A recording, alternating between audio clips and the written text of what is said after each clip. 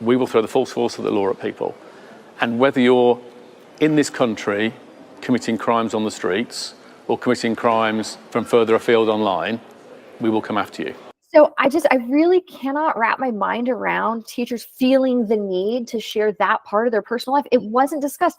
And I don't know what's going on in classrooms nowadays, because teachers are saying, well, my kids are asking me what I'm doing this weekend. And what do I tell them? Oh, I have to lie to them. I can't tell them about my 17 different, polyamorous, polycules that I'm going home to at night. No, you can't. Why are they asking you about their weekend? I never asked my teachers about their weekend, and they never talked about it. It's not relevant. We are live. Okay. Well, sort of live. But hey, we're here with Santi. We got Tammy over here. What's going on, guys?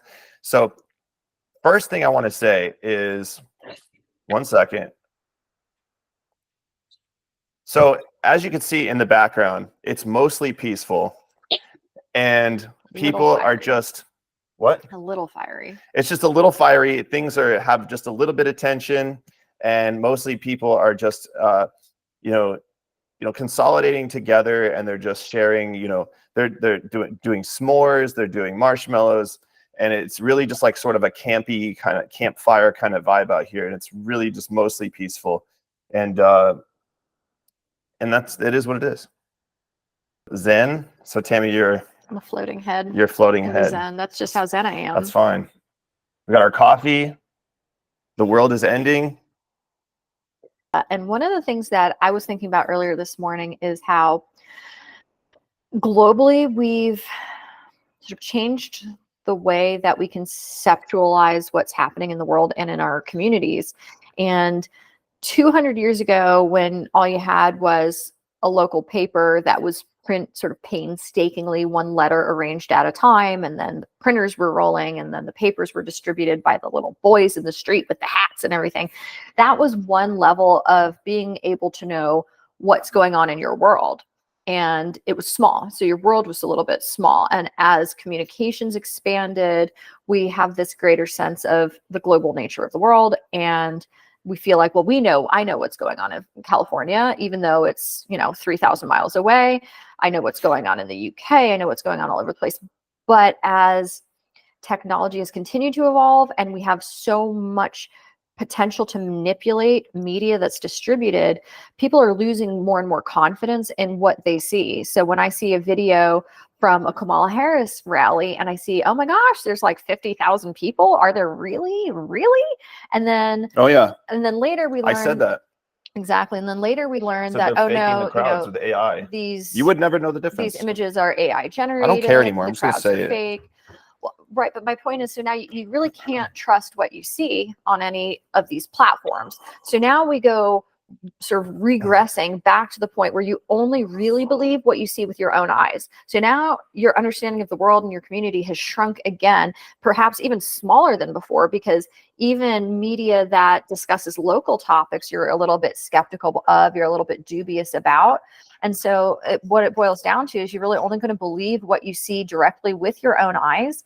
And that's incredibly anecdotal. So you have like 5 friends and they're all, having certain opinions. And then you think that's representative of the greater population. And maybe it is, and maybe it isn't.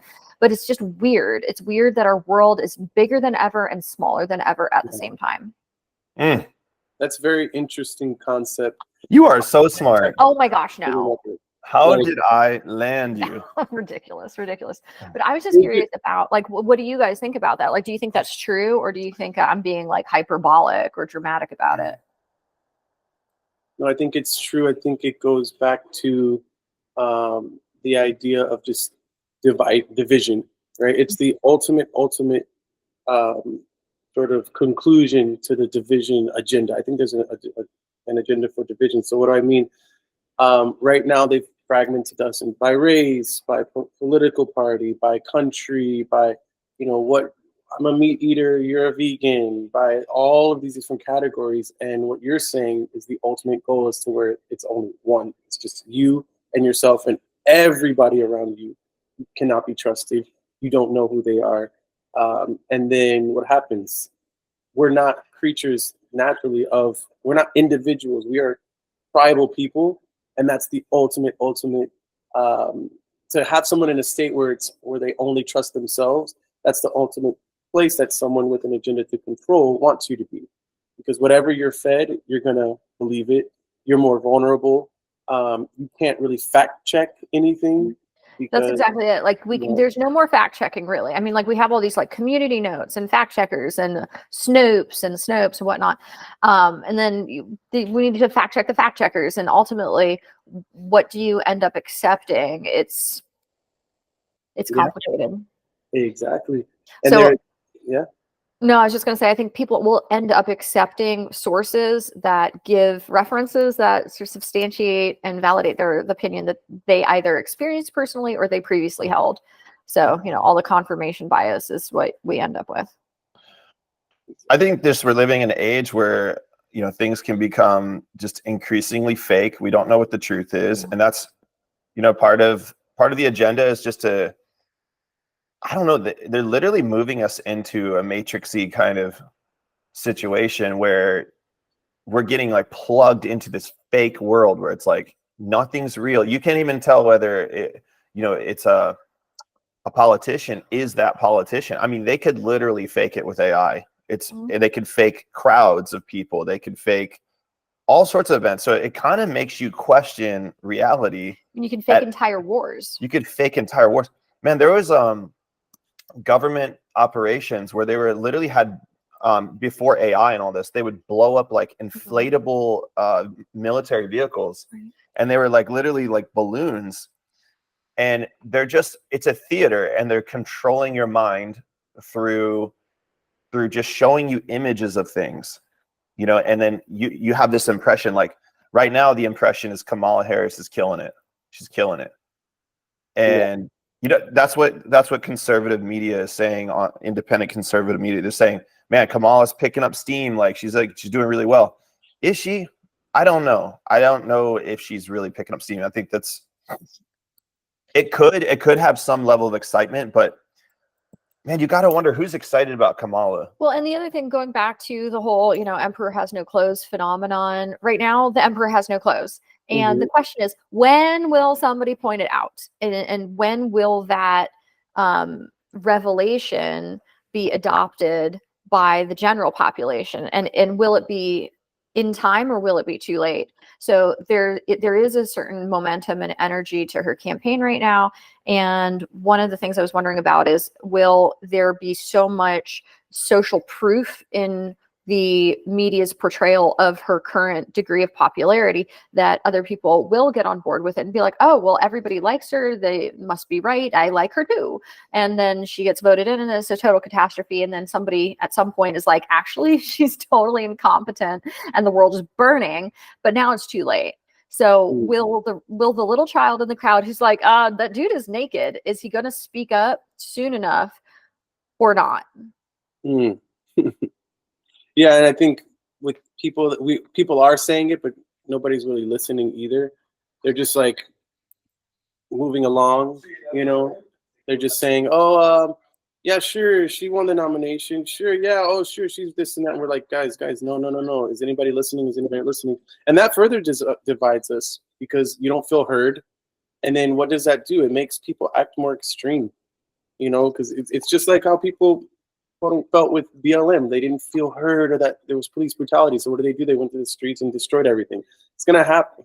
It's gonna happen on a different scale, on a different end, when people are like, dude, these people are not listening to us. Kamala Harris is a mess. What do I have to do to get your attention? And to me, that contributes to the extremism. Yeah, it's strange. So speaking of like people's personal experience, what sense do you get where you live in Miami about how people feel about her and her campaign? Kamala Harris. Well, generally speaking, here in Miami, people are, it's a 70% Spanish-speaking city. So that means there's a lot of people from Cuba. Cuba is communist. So generally the Latin, I'm going to speak on the perspective of a Latin person here in Miami. They're more conservative because they can see how this slow progression towards a crappy economy and more control and governmental interference leads to socialism or communism. So you'll have people that are radically against, Democrat or any other party besides Republican Party.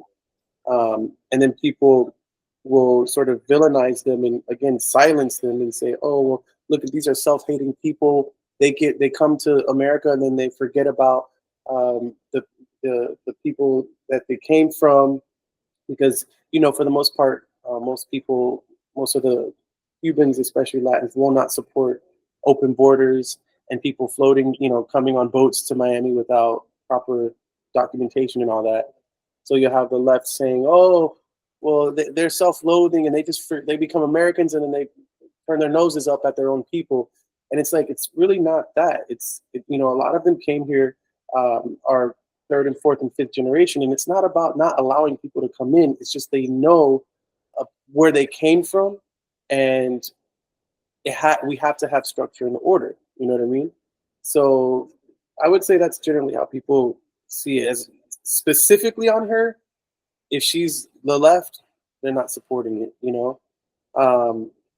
We recently, I think it was last election cycle, was it last year or in 2024, we flipped from a blue city to a red city, which hasn't happened for Miami in a very long time. So I think, generally speaking, even with the influx of people from other states coming in, the people want to conserve conservative values here. So Kamala is definitely not that. And I think people sometimes get, speaking of confirmation bias, the wrong understanding of how events unfold in other places, even if they're not that far away. So like where you live in Florida, there's been a whole lot of hoopla about, the Don't Say Gays and like what teachers are allowed to teach and what they're not allowed to teach. And what I find is so many people have a completely incorrect understanding of what these regulations actually regulate. So like my mom is under the impression that you're not allowed to teach history. You're not allowed to talk about, oh, there was slavery in America and there was, a Native American population that was genocided and mistreated and lied to and oppressed and taken advantage of, and all these other terrible things, that you're not allowed to talk about any of that. And that if you do teach history, then you get taken out of the classroom. And I was like, I really don't think that's true. And yeah. The regulations that have been put in place are pretty specific and are really targeting the explicit discussion of sexual material in a certain age group. And so what she said is, well, I've seen interviews of teachers that were fired or taken out of the classroom, and they said that, they got fired for this reason. And I'm like, yeah, but you know what? If I was a teacher and I had gotten fired because I was talking about how I like to tickle my boyfriend's butthole, I probably wouldn't say that, I probably would try to make myself look as justified as possible. Yeah. And so, who do you believe here? And so then you have to choose who to believe, because you have a he said, she said situation in the absence of any type of like recorded evidence. You don't have any proof of either person's perspective. And so you have to decide who you're going to believe. So who you're going to believe, the teacher who got fired for violating the regulations that have been in place, or the administration who says, look, these are the rules and you're not going to talk about sexual explicit material in certain age groups. Well, that's the thing. I don't know so much about the education system here and stuff, but we know people and we know how activism can supersede logic, especially in the school system. You don't have to, look at the news and don't have to be so researched in the education system here to know how people are. And I know that the schools, need to be regulated more. And, from what we've seen from the public city hall meetings, they're reading the books that these schools have. And I'm sure you guys remember, I remember in school, there were some crazy books too in the library. But it's all masked behind, oh, we're educating them and we need to, this and that. But even if that is your goal, if a parent is showing a concern, they shouldn't be, again, ignored. They shouldn't be, oh, well, if they don't learn it here, where are they going to learn it? It's not your kid, it's not your kid. So if there's a concern, it should be addressed and not sort of just brushed aside as you being too uptight or conservative, whatever, you know. So I don't know. I do believe that there's a lot in the schools here that needs to be more, I guess you can say, censored, but it's not as radical as people are making it. We're not saying take out every single book and we can never teach about slavery. We can never teach about genocides of Native Americans. We can never teach about any, you know, sex or anything like that. We're just, what they're talking about is sort of unnecessary, sort of extreme things, you know, and then people who are against this take it and take what's happening and sort of exaggerate it. We're not saying you can't teach somebody about sex per se, but you don't necessarily need to learn about anal beads or, like, you know, something off wall like that, you know? Right. So, And I remember when, you know, I remember every teacher I ever had, my entire life, K through 12 and college and grad school included. And I do not know if any of those teachers were gay or straight or trans or in some other category, because it wasn't discussed, because it wasn't pertinent to anything that they needed to teach me. that's So nobody's business. That's it's what nobody's you do on business. your own time. Like, So I really cannot wrap my mind around teachers feeling the need to share that part of their personal life. It wasn't discussed. And I don't know what's going on in classrooms nowadays, because teachers are saying, well, my kids are asking me what I'm doing this weekend. And what do I tell them? Oh, I have to lie to them. I can't tell them about my 17 different, you know, polyamorous, you know, polycules that I'm going home to at night. No, you can't. Why are they asking you about their weekend? I never asked my teachers about their weekend, and they never talked about it. It's not relevant. or you tell them what everybody says. You just say, that's grown folks' business. It's none of your business what I'm doing outside of here. You focus on your schoolwork. Why are you even asking me that? It's inappropriate. I don't even understand why it's discussed. I really don't understand. And it's not like, oh, well, you can only talk about heterosexual relationships. No, don't talk about any of them. Don't It's talk about any of them. irrelevant. You know, I was watching this, a friend of mine took, the education system in general pisses me off because it's just too lax right now. And then with the whole social media, like, everybody feels like they have to make a TikTok and they have to make a posting on Instagram and it has to involve the kids. You know, and there's this black teacher in some school, I don't even know, but he's doing these TikToks and he's getting millions of views.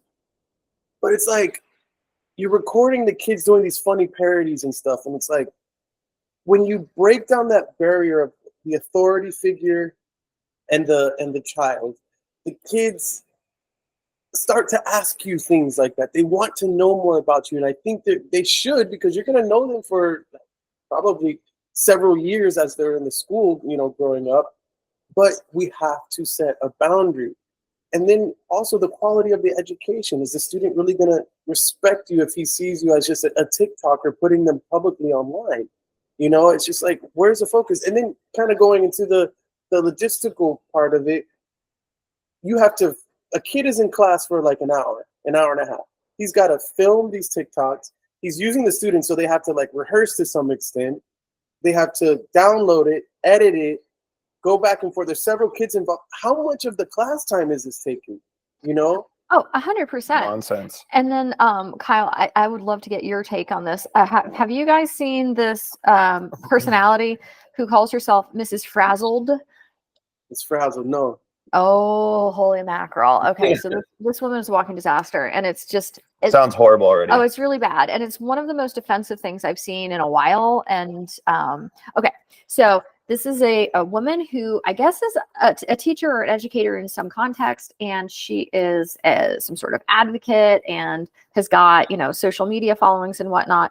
And she was featured on one of these like White Women for Harris Zoom calls or whatever. And so, you know, she had given a little speech and a little introduction. And she's one of these people who will get on social media talking to people who don't share her opinions and be like, okay, guys, we've got to catch a bubble and let's listen to only our POCs. And if a POC is talking, then you need to take a beat, and I'm here to gentle parent you through this election. And I'm like, excuse me, you're here to do what? How incredibly condescending to have anybody tell me they're going to gentle parent me into anything. I'm extremely put off by. BIPOC women have tapped us in as white women to step up, listen, and get involved this election season. This is a really important time, and we all need to use our voices and influence for the greater good. No matter who you are all influencers in some way, because the toxic feels smaller when we support each other. But don't make it about yourself. As white women, we need to use our privilege to make positive changes. If you find yourself talking over or speaking for individuals, or God forbid, correcting them, just take a beat and It's not instead real. put listening ears on. So do learn from and amplify the voices of those who have been historically marginalized, and use the privilege you have in order to push for systemic change. As white people, we have a lot to learn and unlearn. So do check your blind spots. I'm over gentle parenting in general, especially this condescending nonsense. But in general, just, you know, with being coaches, we're constantly confronted with parents who, you know, basically give all the choices and all the responsibility. They defer it to the kid, and they say, well, it's, you know, whether or not they continue to do classes or they continue to do, you know, math class or whatever, it's their choice. I'm not going to fight with them. I'm not going to fight with them. I don't want them to, you know, they're fighting me on the way here, whatever. Right. That was never an option. When my grandma signed me up for Taekwondo way back in the day, this is way before jiu-jitsu, but she looked at me, she said, I'm paying for this all the way up until blue belt or whatever, right? Which is pretty far. And then she said, you need to commit and you need to make sure that this is something you want to do. She looked at me, she's like, do you want to do this? Because there is no, you know what I mean? And I said, yeah, I want to do it. So then there was no discussion about whether I wanted to go or not wanted to go. Daily. It wouldn't even have occurred to me to be like, I don't want to go today. It's like, no, get your stuff, we're going. You know what I mean? And it was like, my grandma was a leader. And you see these parents are trying to be their kid's friend, and they want to, they never want to make the kid unhappy. And I think it's because they had some sort of experience as a child where, you know, their parents were sort of a dictator to them. So they don't want to be a dictator. They want to be their kid's friend. But it's creating all these, like, I think it's creating all these issues where the kids are running the household, and it's out of order. You know, it's supposed to be God over man, man over woman, and then the women over the children. But it's really just like no God. Government is the parents. No man. No man. Women rule the men, and the kids just basically run amok. And then the net result is you have, you know, a lot of these kids, they grow up to become teenagers, young adults, and they're flipping cop cars, pooping on them, and peeing in the streets, and looting and robbing and stealing. And even when their behaviors are not extreme, they just have these failure to launch. They're living in the basement at 35. They don't want to get a job because they don't like being told what to do. They don't know how to be accountable. They don't know how to be responsible for any kind of like deliverable. Yeah. And so they have no life skills. And then their parents are like, well, you know, we can't kick him out because he doesn't have a job and he doesn't have any prospects. And he doesn't have any skills and he doesn't have any ability to care for himself. It looks like Santi just got dropped off the call here. Okay, I'm gonna go to the bathroom. All right. Okay. Lassie, just kidding. All right. I'm gonna take a piss. I'm gonna go drop a deuce. And there's the water cooler. Biscuits, what are you doing? Can Biscuit say hi? Biscuit. Yo, grab the biscuit. Oh boy. You know, this is a raw. Dude, look. Okay. Mine's slapping. Sorry. Oh, look at this. Look at this handsome fellow. Biscuit. Dude, we're gonna turn on we're gonna do nightclub biscuit.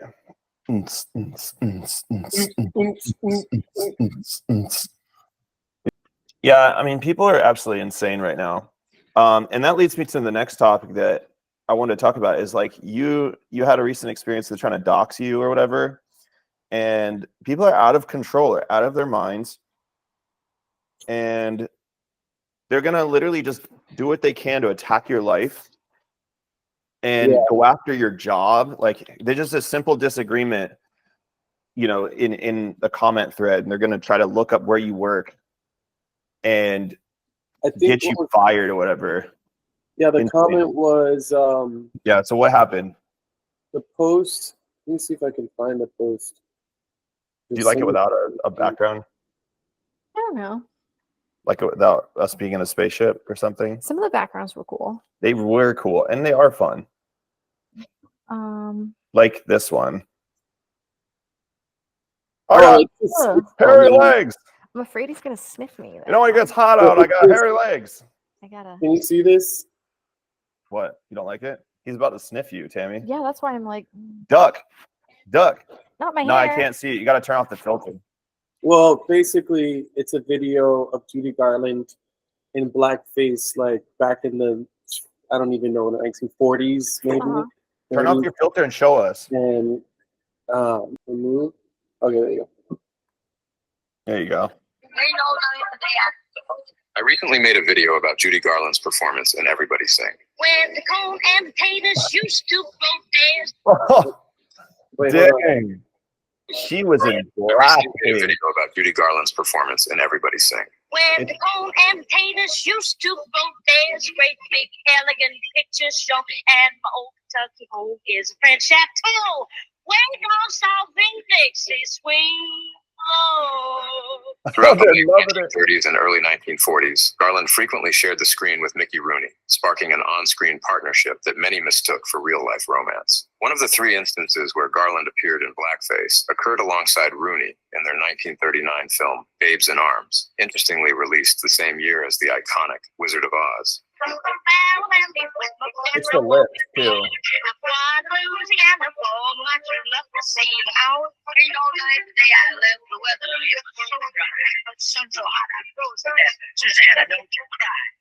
This was 20 years before Mickey Rooney gave us Mr. Unioshi in Breakfast at Tiffany's.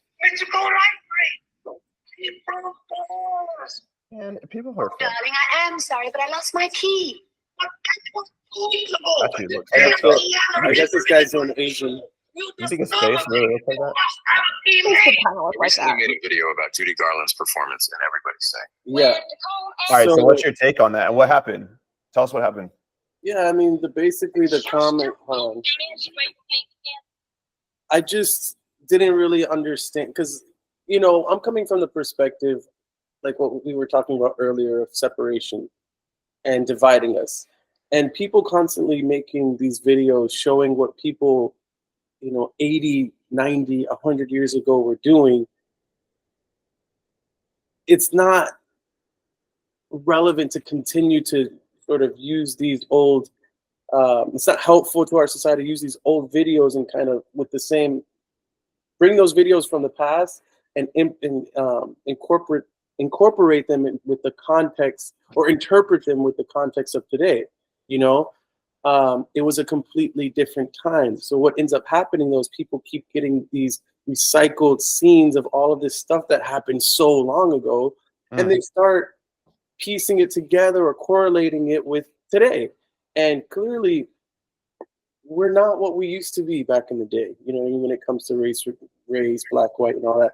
So I was just saying, like, what is the point of all these videos on here? You know, I don't think, if thinking in the context today, right, if I'm looking at that, I'm like, oh, they're horrible, they were doing this, you know, it's wrong, it's this and that. But thinking about it in the context of that time, it was a production. It was just a film. Black people, they didn't have black actors, or maybe they did, I don't know, or they just didn't for that film, or whatever it may have been. And my whole point was just leave it in the past. Like, let's just move forward and not try to correlate it to, you know, modern times, because it's just going to cause, again, more division between everyone. So I was saying, I don't think it was done at anyone back then. It was just done, you know, could be wrong, maybe not, but yeah, again, either way, the point is someone left a comment back to me saying like, oh, how would your job or your career or your boss or whoever feel about this racist comment that you put on the video, you know? What was your racist comment? Well, that was it. I was just basically saying, what was the point of this video? Is it to smear her? Is it to create more division? Like, I was just saying stuff like that. And I guess in this commenter's mind is lessening the blow of the racist video there, you know? So yeah, she just started bringing up like my job and career. What if they knew about it? Maybe we should get your job on the line here so they can see how racist you are. And I'm Wait, just like, well, how racist you are? yeah. So it's just I was just thinking, like, where does it go? Just kind of a question for society. How do we go from a conversation, to where you have a disagreement and maybe you argue it out and talk about it, to an extreme to where it's like, I want to ruin you, cancel you, go after your family, go after your job, go after your livelihood, just completely just destroy you from a comment on a social media platform where you're supposed to be social and talk back and forth. Where does it go from just that space to something so huge? And that's why I was saying, to me it shows, first off, the perspective and the effect that this person is allowing something like this to have in their mind. To her, it's so big and such a vast, crazy, racist thing that the only way for her to get justice against me, for, I guess, bringing it down to how I perceive it, is to have a just as big of a punishment, I guess, for me, as she sees fit. I need to be crucified socially to sort of match the level of extremity that this video is. So I don't know. It's just interesting how people are willing just to go to the ends of the earth to absolutely destroy you for whatever cause, whatever activism that they support. Well, yeah, and I think that's a good point, because it also goes and ties into the concept of hate speech in general. So the idea that verbalizing your thoughts and feelings is tantamount to physical harm is, I think, a relatively new-ish concept. We had revisited this at one point when they had the whole yelling fire in the crowded theater thing, in which case somebody's verbalization did result in physical harm. So that's kind of an example of how that concern can be legitimate, but also when it's something like stating your actual opinion and then implying that someone's opinion might translate into physical harm in someone else, and how is someone who expresses their opinion responsible for that physical harm? So that's where we get into this. They say that hate speech. Your opinion, your words are the violence. Yeah. So therefore, you've committed violence against me. So therefore, I get to be violent against you. Well, right, and so and so then the subjectivity of what violence is. Therefore, fundamentally, they're against free speech. Well, right, and so if you think about taking something like the concept of violence and allowing it to be a subjective phenomenon instead of an objective phenomenon, if somebody commits an act of actual physical violence and it is witnessed, that witness can say verifiably, yes, you physically laid your hands on somebody, you committed this act of physical aggression. But when somebody says something that one person may interpret as offensive and take offense to it, somebody witnessing that transaction cannot say with any degree of certainty whether or not that person on the receiving end experienced violence, because there's nothing to witness. And so we get into some really dicey territory with what constitutes harm. Yes. And how that potential harm should be dealt with. So in the UK, they're having all these problems right now, and people are posting their opinions about the problems, and then they're getting legally persecuted for expressing their opinions, because the conjecture, I guess, is that the expression of opinion translates into physical harm to somebody else. And at what point do you just have to take responsibility for yourself? Like if Kyle says, well, like I really hate bugs that fit this description, and I go out and I smash all the bugs, I'm responsible for that, and regardless of what he said. I want to show this clip and get your reaction on this. Check this out. We will throw the full force of the law at people, and whether you're in this country committing crimes on the streets or committing crimes from further afield online, we will come after you. Being a keyboard warrior does not make you safe from the law. You can be guilty of offences of incitement, of stirring up racial hatred. There are numerous terrorist offences regarding the sort of publishing of material. All of those offences are in play if people are provoking hatred and violence on the streets, and we will come after those individuals just as we will physically confront on the streets the thugs and the obs who are causing the problems for communities. And on that Basically, the gist is that this UK Metropolitan Police Commissioner, Mark Rowley, threatens American citizens, including Elon Musk, with extradition over social media posts. So essentially, he's saying that, you know, if you violate our laws, that we can come after you. It can be punishable. So This is in UK. this is in the UK. If you're a keyboard warrior, you're not safe from the law if you incite violence. Could even somebody like Elon Musk be considered for something I'm not like going to that? get into naming individuals. And then So they're saying they're going to come after US citizens and people of other countries for inciting hateful speech towards other groups. Oh, That he's going to come over here and take us from our country and go and be punished there's no over there. equality here, bro. There's no equality. How many protests from different groups have we seen there? Especially the Muslim or Islamic population there. They're feeling some kind of way, you know, and they're out in the streets too. We've seen a lot of different things Well, that's happen. the thing. You just have to, treat people equally and allow for everybody to express their opinion. If you allow everybody to express their opinion equally, then I think that is fair. Am I crazy? Like, please let whoever wants to demonstrate in a peaceful way. And then if some individual commits an act of violence, then they are individually responsible for their actions. So it would be horrible if somebody were to commit an act of violence, against somebody that they have no idea about just because they don't like what their religion is or what color they are. That's the most condemnable thing, you can imagine, is that type of prejudice. And if somebody does commit an act of violence for these sort of insane reasons, then they should be punished for their act of violence. I don't see how someone else's opinion or somebody expressing their opinion should be calculated into the equation at all. Well, and this is why I think there's a sort of agenda behind all this, because if people aren't going to be treated equally in their concerns,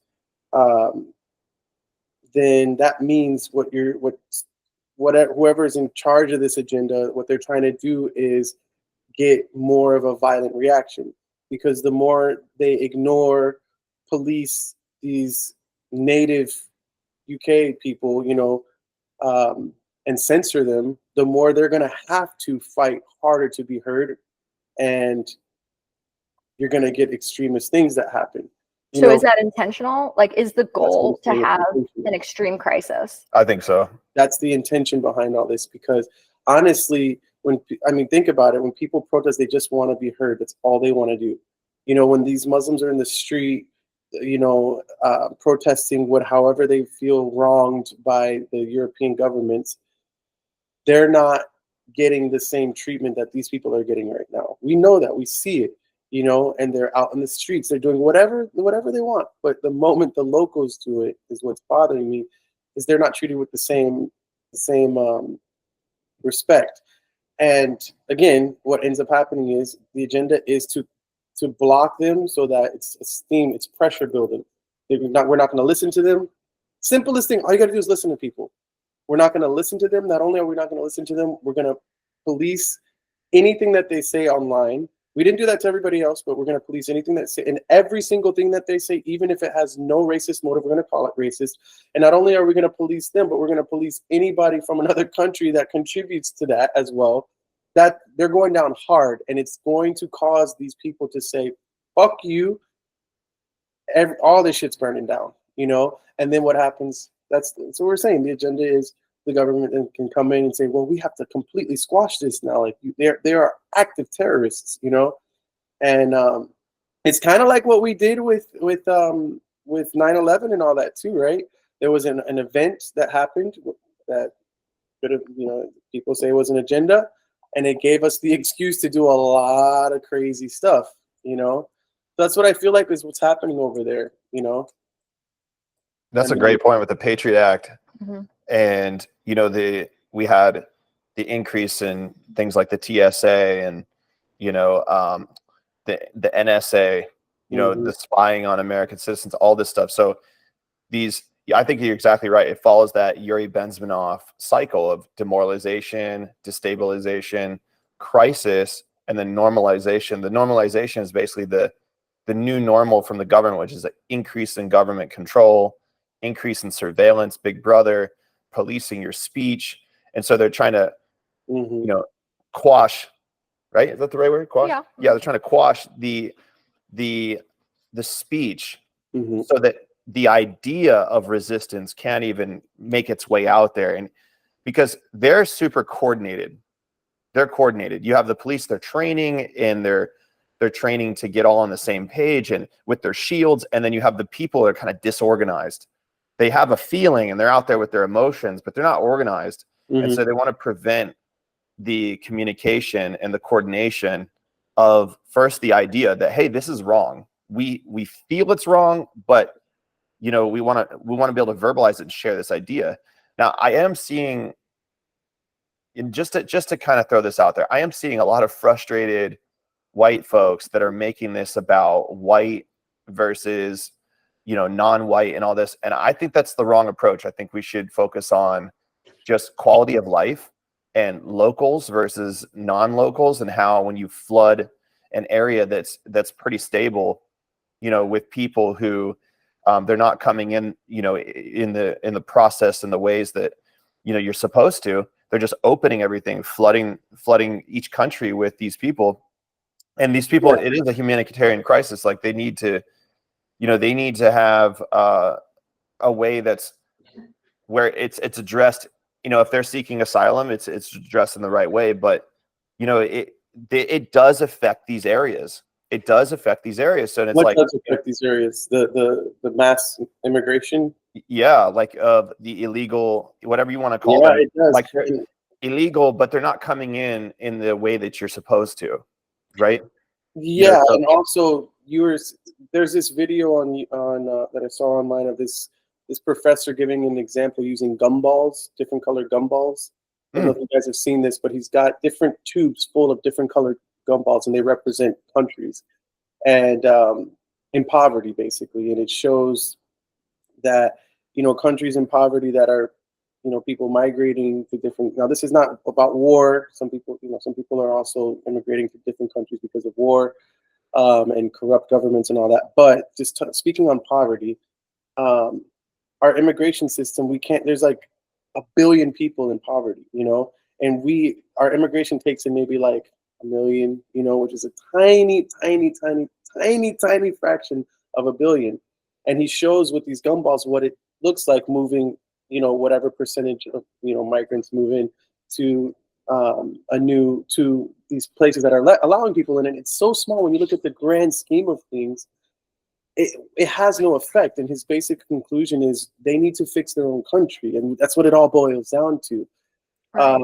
it has no effect on their own country. It has no effect on their on the overall problem of poverty of poverty or immigration and things like that. But I think that correlates to you know, people that are moving here for reasons of political unrest in their country or war and stuff like that, which a lot of they're saying Islamic people are moving because of that, right, to Europe.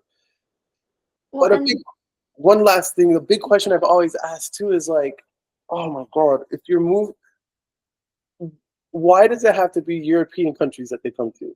You know, if there's so many Muslim, Islamic nations that have billions and trillions of dollars, right? Especially in oil money in the Middle East, right? Why is there not, and maybe I don't know about it, maybe there is, but why not flock to a country that has your same, that's closer to you, first off in proximity, number one, but number two, that has your same sort of culture, you know, belief system? To answer that, like, they won't have them. So if you look at Egypt, for example, Egypt has relatively strictly guarded borders and immigration policies. And there's been a lot of chitter chatter about Palestinian refugees. And one of the things that I think is fairly well documented is that Egypt will not have them. And they share much more in common in terms of culture, religion, and history, and et cetera. But also, you know, like places like Japan, I hear Japan is amazing, but I don't hear a lot about mass immigration to Japan. So I think that's curious, and I don't know the whys or the wherefores. The other thing I was going to say is that, you know, we can conceptually make an analogy with these gumballs, the other thing I was thinking about is just the pace of immigration and the manner in which it's been done isn't manageable. Just as if you were going to make a gravy, you start with a paste of melted butter and flour, and then you very gradually incorporate the broth as you mix it. And if you were to dump in 2 cups of broth into that little paste of flour and butter, it's going to be chunky. You're not going to have a nice gravy. If you do it slowly and blend as you go, then you have a nice, relatively homogeneous gravy that is. I smell what you're cooking. You smell what I'm cooking. Well, I'm hungry right now. No, and that's integration. That's how you integrate. Integration. Yeah, But we the need other to thing have is a that, strict system of integration for people. You know, well, that concept of integration is key, though, because a lot of times people say, well, they don't want to be integrated. They're and this is not obviously true for everybody, but I think that there's a lot of evidence to suggest that certain immigrant populations are much more interested in moving here physically and maintaining their culture, which I understand, your culture is a huge part of you and you may feel like you want to maintain that, but then that results in these little pockets of different cultures that are, sort of everywhere. And then what you end up having is these sort of tribalistic feelings within communities that you have tribes that don't share common values. And then those values are expressed in different ways that are in conflict with one another. So it's not shocking that you have conflict. And and I'm not saying that people should abandon their culture. Like, I really think people can come in and if you want to come in physically, that's cool, but it has to be mandated. Keep your culture, keep your whatever, but it has to be mandated that you learn the culture you're moving into permanently. And whether that be courses, whether that be classes, whether that be, it's just whatever curriculum needs to be made for these people that are coming in. Keep your culture, but you have to understand where you're moving into.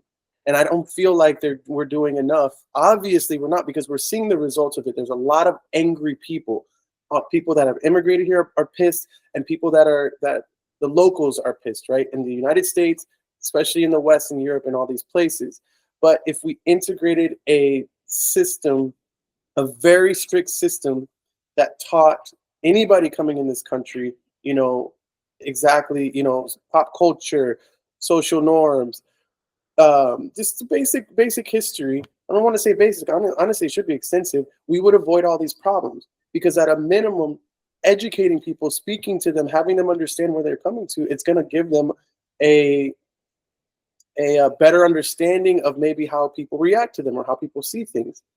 And like I said, we're not doing that right now. It's just let them in, shut your mouth, you racist, because they can come in, and it's like, well, you're not really racist for just saying, hey, I just want to know about you and you need to know about me as well, and I think that's something that especially Europeans and Americans would be totally okay to do, because we're so open to multiculturalism anyway, but again, it's just not happening. It's just.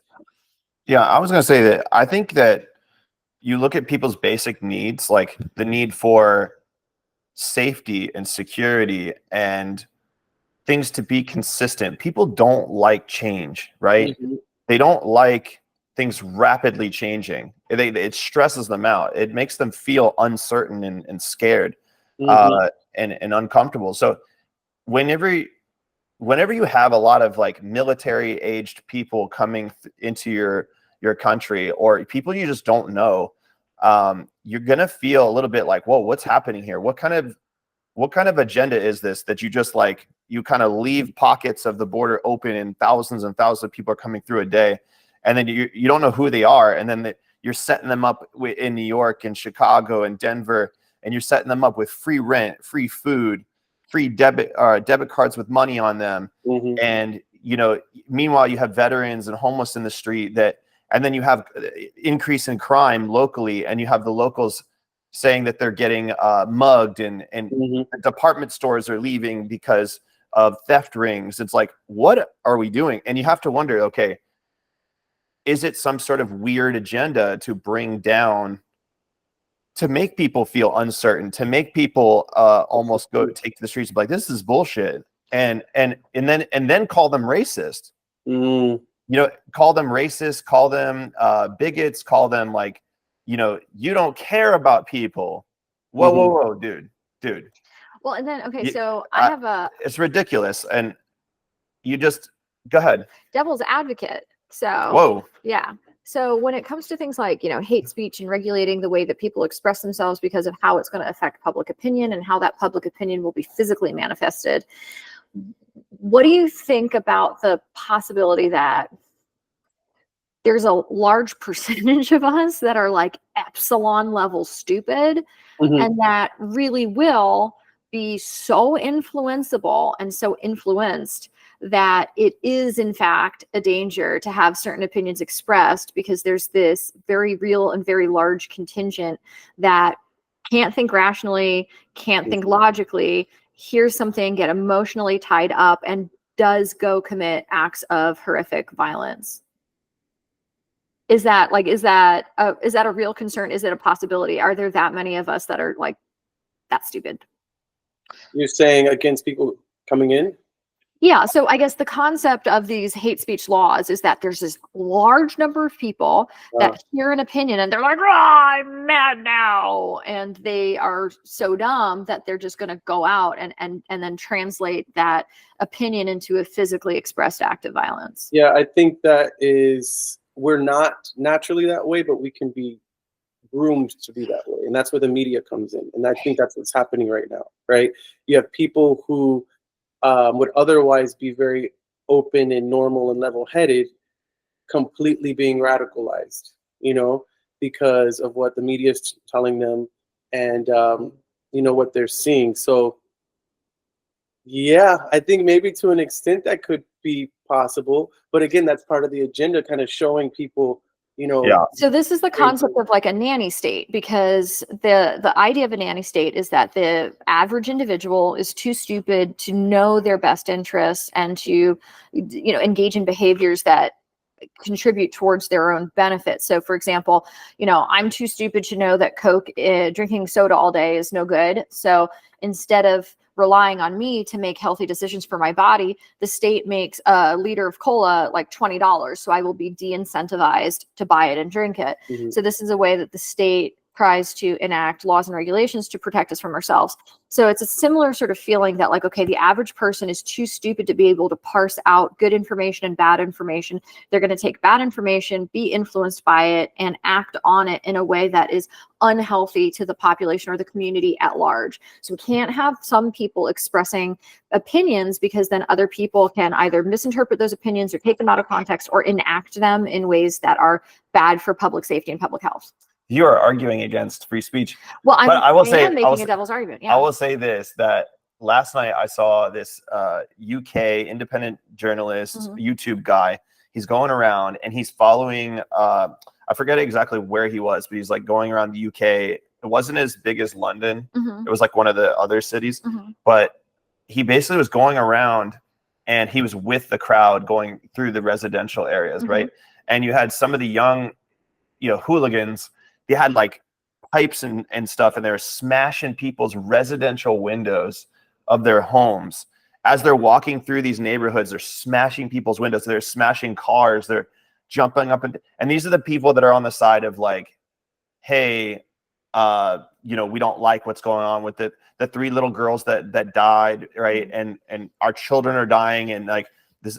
But you can't go through residential neighborhoods and smash people's windows and break their stuff indiscriminately. I'm so against that we have to just go and be like, and like express ourselves with it's a misdirected. Well, that's and damage and damage people's property that had nothing to do with it. Yeah, just nothing to do with it. And we saw that with the summer of Louvre. The summer of Louvre is that everything was justified. They got insurance. You know, how many times we hear they got insurance, and we're going to burn a Target. We're going to burn down a local business. Like there was a jiu-jitsu school literally in Long Beach, California, got burnt to the freaking ground. I saw signs in people's windows that said, you know, owned by a single mother. This is all I have. Please don't destroy my business. Show mercy. And that's so sad to me. So then the question is, okay, you have free speech. So I think that you actually need to allow for more free speech so that there's leaders that come up that can say, hey, guys, come here. Let's get together. We don't need to be smashing windows. Got it? Okay. We're all going to kind of coordinate and say, like, don't smash people's freaking residential windows, you idiots. You're making us all look bad. Yeah, that's the only way to combat this, is to give more free speech. But the problem is they're only allowing their speech. And I think that's why they're able to sort of, groom people into thinking. But you also have agent provocateurs, which are people who are literally paid to go and smash windows and throw bricks at the police, and so that the police can come in and bust it up. That literally happens, right? They're agents. A result of like the community being broken down as well, because for decades we're creating sort of a non-community society, right? So now they don't really care to break down everything. Before, it was your local church. You knew everybody in your surrounding community. You wouldn't do that because that was, Uncle Frank and Cousin Tim, and oh yeah, those are the Smiths down the street. Like, you wouldn't do that because you knew everybody. Mm-hmm. And now that it's sort of this globalist sort of idea, it's more of like, well, this is just part of the system, and I don't give a shit about them, and I don't care about this store, I don't care about this building.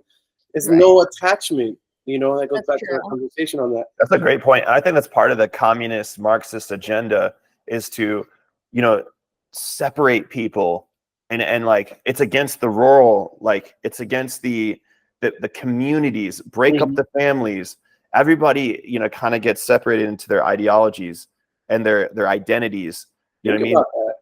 I think COVID actually contributed in big ways to the breakdown of community relationships. It's diabolical. Because for one thing, you had everybody sequestered, but then, everybody felt a little bit differently about it in terms of risk stratification and what actions needed to be taken in order to have, in order for the community at large to be, benefited and safe. So then you had neighbors who were now against neighbors, because you're looking at your neighbor and you're like, oh, they're not wearing masks inside their house. How about the snitch hotline or you say, oh, well, my neighbor had guests over when we're not supposed to be having guests over. And so then we call the snitch hotline. And now you have division even amongst Kamala's neighbors. vice president pick.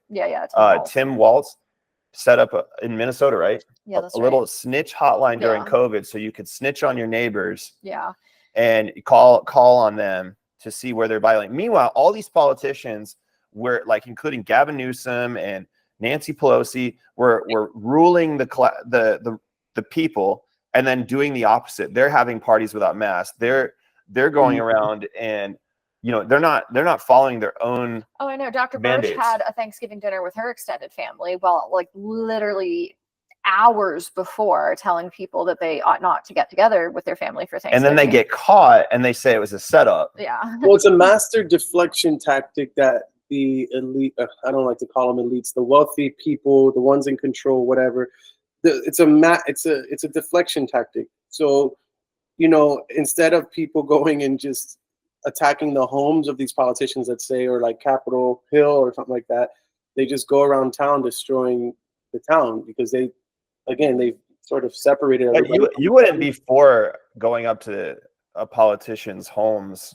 And you wouldn't be for them going up to the politicians' homes and, like, although that would make more logical sense to, like, go and put up I'm not saying to go and damage people's property and, like, go and do anything. I'm saying it's just not directed at what, like, if you're going to direct your violence at someone, again, I'm not saying do it, but I'm saying it would make sense to direct it from the source, but you're going around destroying people's homes in your community. Go to, if you need change, go to the source. Like, what the heck? Well, then the other thing that COVID brought with it was the breakdown of community businesses. So, everything went to Amazon, and these are like really big box stores. So you don't have like the mom and pops, and you don't have the little shops that maybe you used to shop in. And so then when it comes to even local businesses and like trashing local businesses, you're like, oh, I know Miss Janet, she runs the dress shop downtown.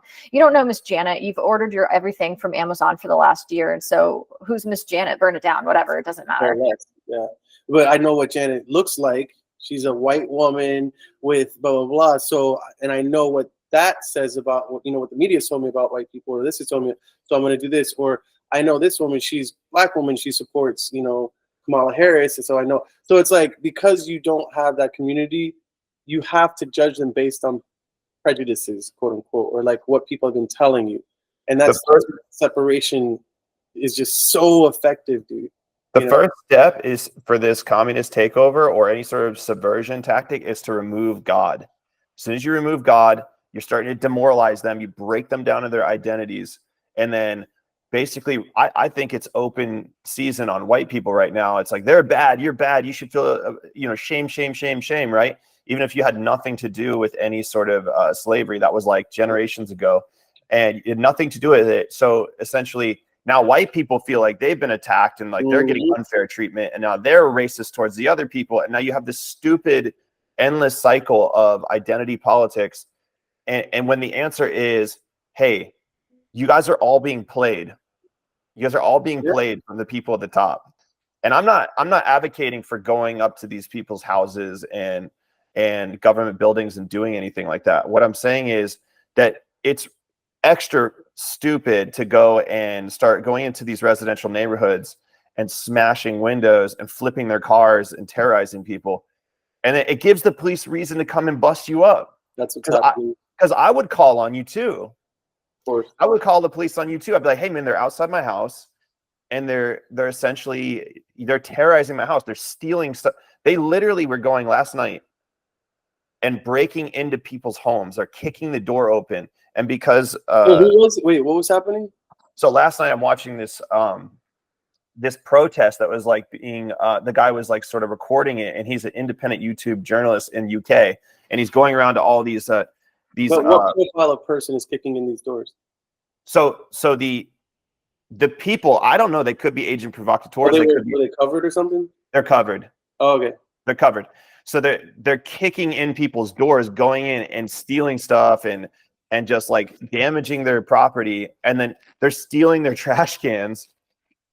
They called them bins in UK. He's got his bin. And they would start lighting stuff on fire in the bin and then rolling it towards the police. Like, what are you doing? What are you doing? This is just, I'm angry. Let's throw a brick at the police. What are you doing? You're not doing anything. You're not doing anything. Well, and frankly, as much as I disagree with my own devil's advocate argument, yeah, that was scary. It does speak to how a lot of people, once influenced, once angry, do things that don't make sense and that are not irrational, that are irrational, and that are counterproductive, and that are detrimental to the overall well-being of their own community. So it's not really that simple. It is complicated, and there's such a spectrum of human intellectual ability. So one of the things that I thought about when the Olympics started airing was how there's the really vast disparity in physical ability amongst our species as humans, right? So we've got some people who are doing like flips and running a 4-minute mile and vaulting over poles and whatnot. And then you have people who are so unfit that they can't go and check the mail. They can't pick something up off the floor if it drops. So there's this great difference in physical ability. And I wonder too, if there is an equal variance in intellectual ability, and we just can't see it because it's in here and it's not as obvious as something physical. But we've got some people who are building rockets, and then some people who don't know that they shouldn't drink 20 liters of soda and can't process and reason in the same way or with the same rapidity. I want to say something too about I think that is the case. I think there's the Irish. What? No, I'm saying I think there is a disparity in intellect. Right. A lot of it is due, I guess, to whatever agenda's in place too, because they're dumbifying us, right? I think there is an agenda to divide us. So whoever's doing that is keeping people as dumb as possible so that they don't have intellect. But also, there's just people that are just genius, And people who are less so, right? And people who are lesser, So there's definitely stupid people, and we kind of need to call that out. We need to just start, there's this new leftist thing. You can never call anything out. You can never say, hey, you're actually not the thing that you claim to be. That's mean. That's mean. Everything's mean now. instead of well, and feelings are paramount. feelings are paramount over facts and evidence and logic. So I also want to say that in Ireland, going back to the migrant thing, so in Ireland, the local citizens, and we have actually talked to some people who are born there and they're from there. They said that it's the locals are actually going around. It's such a small territory that when you gets flooded with military age people coming in that you don't know, it's such a small place that it affects it greatly, and these people feel like really unsafe. And so the local citizens are going around and they're burning to the ground all these migrant shelters. You know what I mean? And I'm not really saying that's the solution, but like they're like cultures who don't take that shit, and they're not falling for the whole like you're racist. The program that brought these people here didn't work, and we're seeing the results of that. You have people, it's like running a business. The CEO failed this quarter. He has to go. You screwed up the entire company from the top down, and we're seeing the results of it. These people, Irish people are not bad people. You know what I mean? I'm sure the migrants are not all bad people either, but they are very different people, you know? And whoever was in charge, the head of immigration, whatever program they were supposed to implement, they freaking failed at it. And, you know, and we can't tell the Irish people to shut your mouth. You have to deal with it. No, someone doesn't know how to do their job. Again, either doesn't know how to do their job, just idiots, or there's an agenda to cause this turmoil so that they can, you know, have reason to bring in, make it a police state or whatever, however you want to say it, you know? And it's getting to the point where exactly what they want to happen, I believe, is going to fucking happen. And you're going to get a lot of people going at each other because isn't it interesting that all these things are happening almost simultaneously, like open borders, migrant shelters, you know, the media and basically the left saying that you're racist. It's almost like it's happening on a worldwide level at the same time. Mm-hmm. Oh, that's a conspiracy. Yeah, that's a conspiracy. Well, look at what happened with COVID and the World Health Organization, all these draconian lockdowns that happened in coordinated fashion. The whole world got on the same page, right? Mm-hmm. There is something weird going on with this open border thing. But this is only the most recent iteration of these types of events that are mirrored globally. So if you'll recall, during the George Floyd scenario, there were also in very proximal timeframes incidents of Black men being killed by the police in similar fashion, like being knelt on or restrained in some way.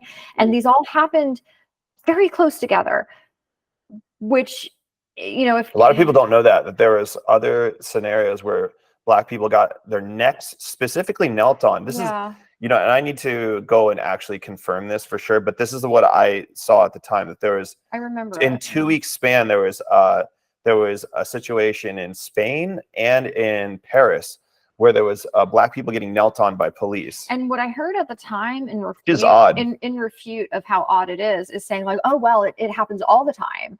And so statistically, it's not an aberrancy. And I don't think that's true. I really don't think that's true. And I think that is verifiable, that it is not true that this event is so common that the coincidental nature of it is attributable just to it being coincidental.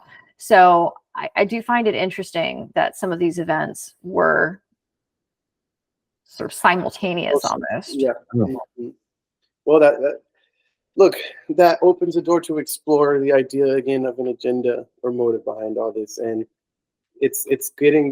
we're getting to a place where everything is crumbling, and I believe whatever globalist agenda there is, they're gonna offer a solution to the problem. And it's gonna be some sort of miracle leader, and he or she or whatever it is gonna have all the answers, because people don't trust Trump, people don't trust Kamala, people don't trust, in Europe they sure as hell don't trust their governments, and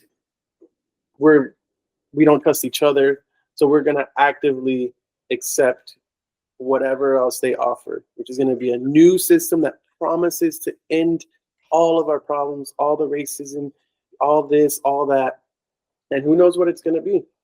But, well, and it's like this eternal conflict that we are just incredibly flawed and yet constantly striving towards something, if not perfect, at least better. So, in all of these works of literature and movies that are sort of dystopian, they all start, you'd assume, with some kind of good intention and some kind of catastrophe that required the reorganization of humans as a species. And every way in which we reorganize ourselves in these works of fiction, and it's horrible all the time, always. There is no utopia. There's only dystopia. And every step that we take in pursuit of utopia is, the road to perdition. And so, we're compelled to continue to try to do better, knowing that we're not really capable of it, and yet we can't stop. It's a trap. So this kind of brings up the kind of the last subject I want to talk about, which was, in our local town, there's this kind of event for kids where it's like, hey, we're going to do a Harry Potter, essentially a Harry Potter event, right? Which is like, they're gonna go through the streets and they're gonna go and celebrate Harry Potter, right? And it's because it's fun for kids, right? And I think, this is just my opinion, I think Harry Potter basically normalizes and essentially glorifies the occult and witchcraft and divination, all this stuff.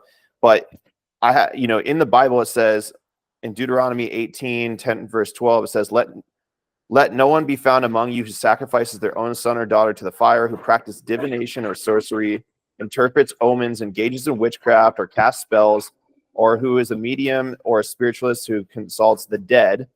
Anyone who does these things is detestable to the Lord, because of these same detestable practices, the Lord your God will drive out those nations before you. I'm going to read a couple more. So Galatians 15:19-21.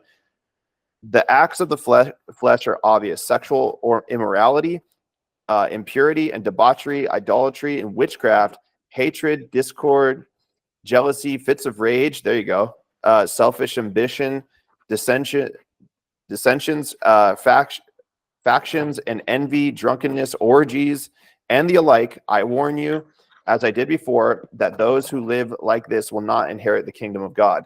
And then the last one in Revelations 21:8 says, but the cowardly, the unbelieving, the vile, the murderers, the sexually immoral, those who practice magic arts, the idolaters, and the liars, they will be consigned to the fiery lake of burning sulfur. This is the second death. So to me, it's very clear that like God doesn't want us practicing witchcraft and magic and all this stuff. And I think especially for Christian homes, like you bringing these Harry Potter books in and thinking they're benign, they're really not. It's just kind of introducing, making it cute and whatever. And then for non-believers, I don't think it's obviously, you think it's cool and whatever, but it's, according to the Bible, leading you down a path of destruction. So quick thoughts, and then we got to go. We got to wrap it up. No, I mean, I think we got to explore more in our next podcast of the agenda, and what characteristics and bullet points are we witnessing that can support the idea that there's something behind all of this turmoil, and everything that's happening. That's what I'm really interested in. Says fits of rage also in Galatians. That ties into the also the protesting as well. But hey, we're gonna wrap it up. Thank you guys. Appreciate it. Just make sure to like, comment, subscribe, all the things. Make sure so we can grow the channel. We'll have some more ways to support us as we move forward. So guys, thank you so much, and we'll see you. Bye. See ya. Later.